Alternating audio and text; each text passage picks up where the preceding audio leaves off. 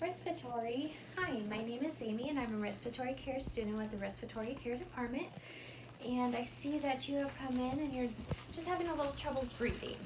So I am gonna check your name badges if that's all right with you. So I'm just gonna check the patient. The patient came in with little troubles with breathing. So I'm gonna check their armband. All right, so I'm gonna make sure my hands are clean before I begin with helping you. So I'm going to assess the patient. I'm going to make sure their SpO2 and everything is okay. So as I'm assessing the patient, I notice their SpO2 is low, but it's not super low. So I'm going to start them off with a nasal cannula.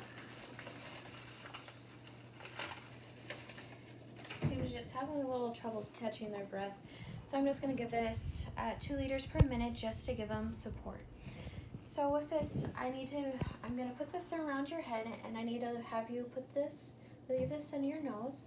So it's going to go in like this for you. So I'm going to have the patient in like this. So I'm going to connect this to the O2 source here. And I'm going to turn it to 2 liters per minute. And I can feel that the air is coming through. I don't notice any kinks in the tubing. So I'm going to place this around the patient's head carefully and gently, not to overwhelm them. So once I get it on, I will tighten the back of the nasal cannula to make sure it's in place. So with this, I don't want you to remove it. I want you to keep it on, because if you constantly remove it, it can start irritating behind your ears. And then with the nasal cannula, you don't want to put any Vaseline, because I know with the nasal cannula, you'll start to dry your nose out. So if you need something, we can put a little lubrication in there that won't, a water-soluble one that won't bother you, okay? So I'm going to reassess the patient. I'm going to check their vital signs before I go, and then I'm going to give them a little bit, and then I'll come back to check on them.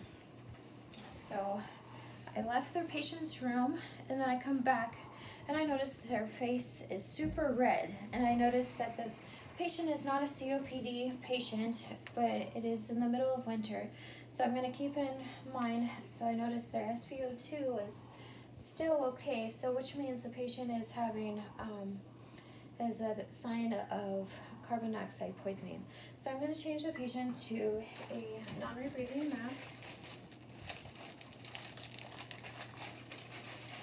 So I'm going to get their mask ready, and I'm going to shut this off.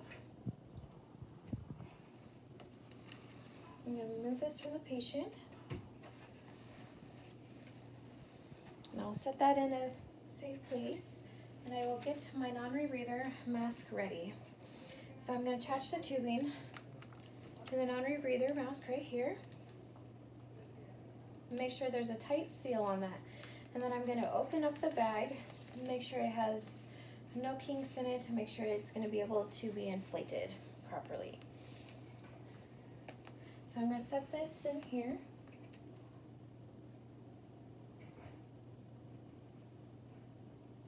And for this, you have to have it at 10 liters per minute or more to make sure the bag starts to inflate.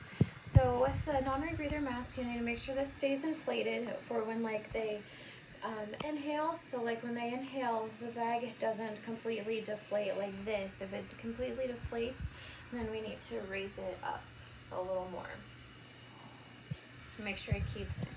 So this, I'm going to put this over the patient like this. I'm going to tighten their nose piece. And then I'm going to continue to assess the patient.